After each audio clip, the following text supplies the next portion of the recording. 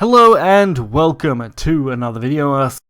In the last Shadowverse video, which is my return, we are going to be doing some rune today. I'm doing the spell boost rune using the Shikigami engine. I think Shikigami spell boost is the best way to call this deck since it is very focused on the Shikigami style, which is very interesting. Very fun deck, some interesting cards, and adapts a lot of the new stuff into the deck.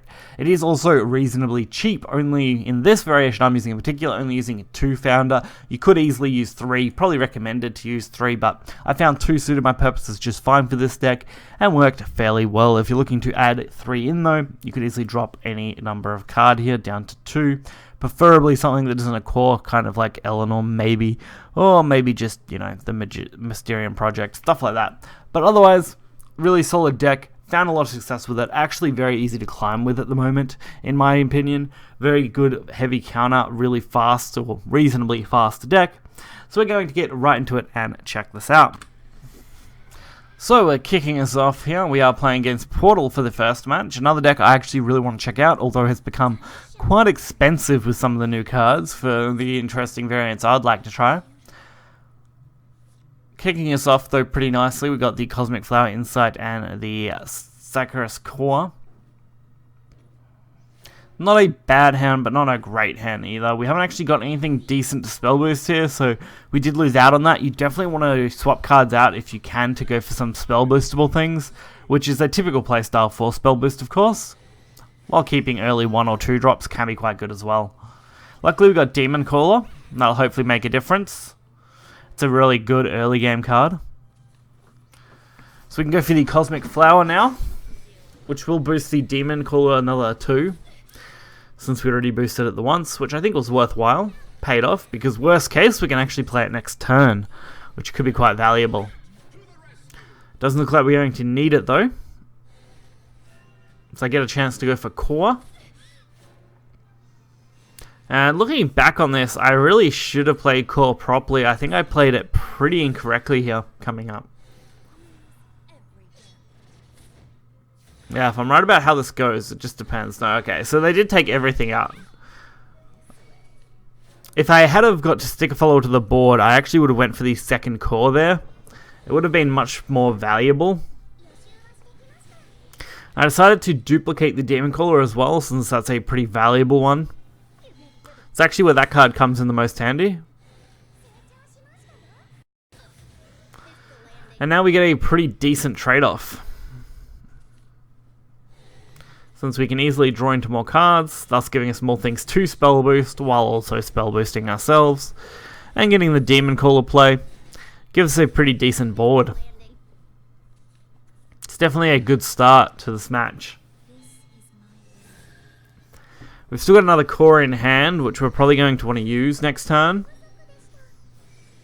And since they didn't really go for anything else, we went for Heaven's Gate. It's very interesting. So the brand new cards seem to mostly focus around doing stuff with play points remaining for Portal, and that's an interesting archetype I really do want to explore. So once I get the cards and the availability to do it, I will definitely try and cover that deck for you guys, because it's one that piques my interest the most. So we go for maximum value, draw some cards, Missile, why not, we've got that here, may as well use it. Same with Insight. And we could still go for the free Demon Caller if we wanted, but we've got a pretty chunky board already. So Gear Turner into Puppet, not really a problem. They're going to go for minor healing. Blade Wielder, again, not really an issue for us. Our board is already pretty decent. Anything they do here is going to basically be value for us.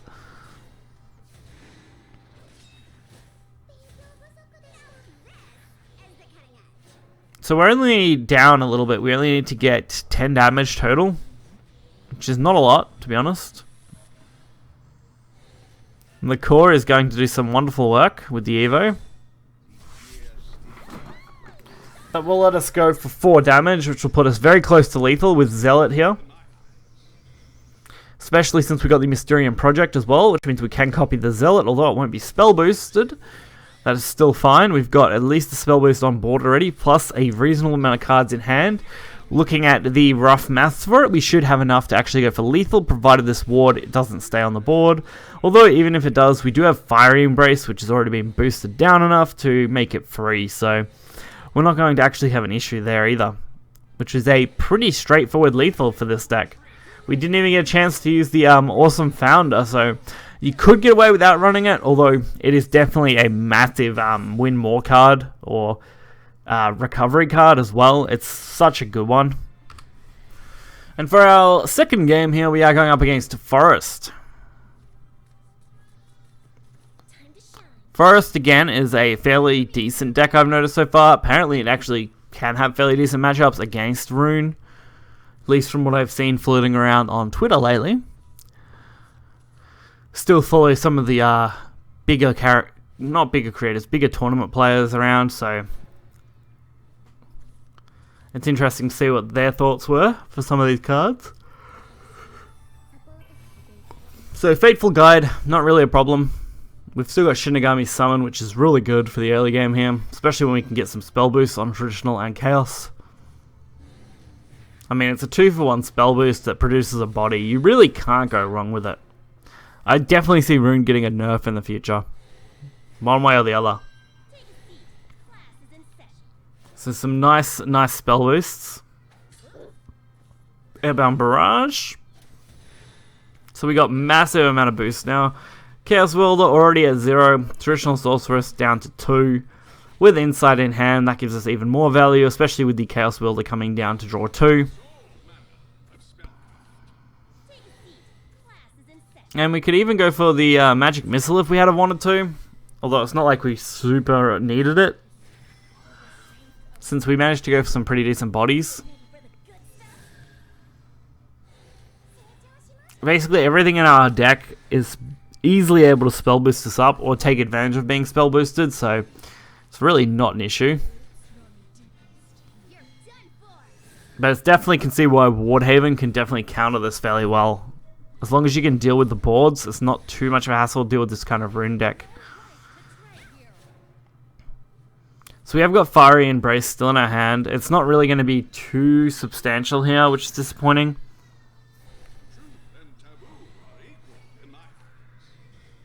At least we get the spell boost, which is good, so Fiery can come down a little bit in cost, which is going to let us take out that 5. Now let's just finally get some decent damage to the face. 5 there, plus the trade, leaving just the 1/1 up. If Forest has no board, it's not so hard to take them down. And if they take out more cards for us, Founder's going to just replenish our board, so we're really quite set as far as that goes. So they didn't deal with the 2/2, which is great news, because Founder can take massive advantage of it. And we even got the Mysterium Project, which is great. So if I had a thought ahead a little bit, I probably should have duplicated Clark, to be honest, but Traditional Sorcerer is still a pretty decent one. Considering we've got, what, 5 spell boosts on board now for our hand. The 4/5 gives 3, and the other 2 give 1 each, so that's a pretty substantial spell boost total. And with only 6 left to go, we really don't need a lot to win this game.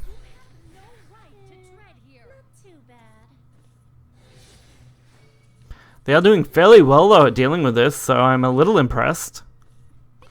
Whirlwind, that's a good amount of damage. Pity we can just restock the board here basically for free. I couldn't go for the double Clark even though I drew it. I needed 8 points to win the game off that, so all I could really do is go for the setup with it, which was still more than enough really at this point, especially with the double Traditional Sorcerer here.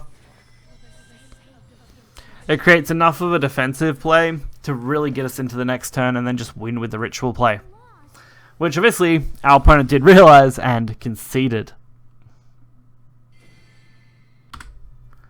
So this has definitely become quite a powerful deck, and one that I would definitely keep an eye on as far as the meta goes for the start here. Really easy to climb with, really quick games, really straightforward playstyle, and not too much nuance to it, which is very beginner friendly. So if you are starting out the game or you want to get back into the game, similar to what I did, this is a very easy deck to jump in with. Other than the cost of the golds here, the only legendary being Founder, of which running 2 seems to work pretty reasonably for me at least. It's really not that expensive. If you've played any Shadowverse in the last, year, you can make this deck fairly easily, and if you haven't, it shouldn't be too hard to get most of the stuff together for it.